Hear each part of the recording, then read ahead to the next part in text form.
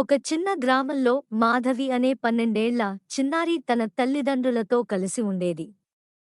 ఆమె ఎంతో మంచితనంతో, ప్రేమతో జంతువులను, ప్రకృతిని ఎంతో ఇష్టపడేది.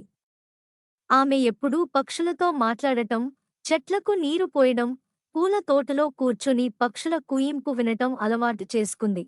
ఒకరోజు సాయంత్రం మాధవి తోటలో పని చేస్తుండగా పొదల మధ్య కొన్ని కదలికలు కనిపించాయి. ఆశ్చర్యంగా చూస్తే ఒక తెల్లని కుందేలు అక్కడ గాయపడినట్టు అనుమానంగా కూర్చుంది.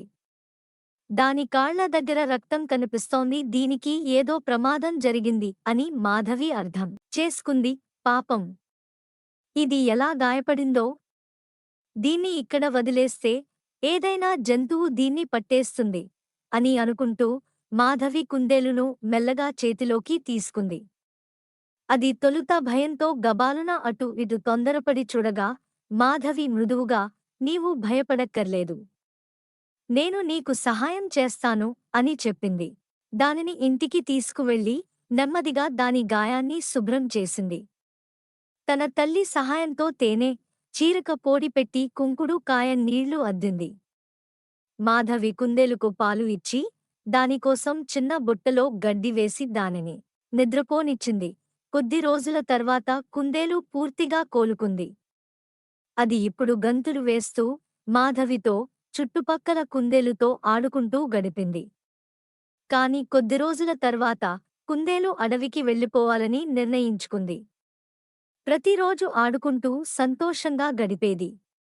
కాని ఒకరోజు మాధవి తోటలో కూర్చుని ఉండగా కుందేలు గెంతుతూ అడవికి వెళ్ళిపోయింది. మాధవి కాస్త బాధపడ్డా, ఇది కూడా తన కుటుంబం దగ్గరకు వెళ్ళాలి కదా అని తను అనుకుంది. అలా రోజులు గడుస్తున్న మాధవి కుందేలును మరచి పోలేకపోతుంది.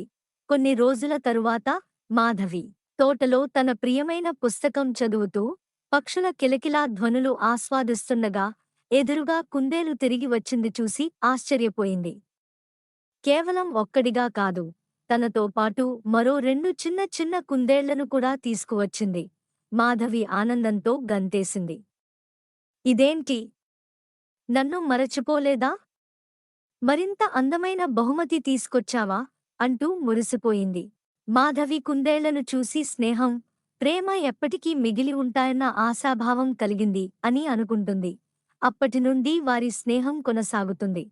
ఇదేనండి ఈరోజు షార్ట్ స్టోరీ. నచ్చితే లైక్ చేయండి, షేర్ చేయండి. ఇంకా మన ఛానల్ని ఎవరైనా సబ్స్క్రైబ్ చేసుకోకపోతే సబ్స్క్రైబ్ చేసుకోండి. Thank you all.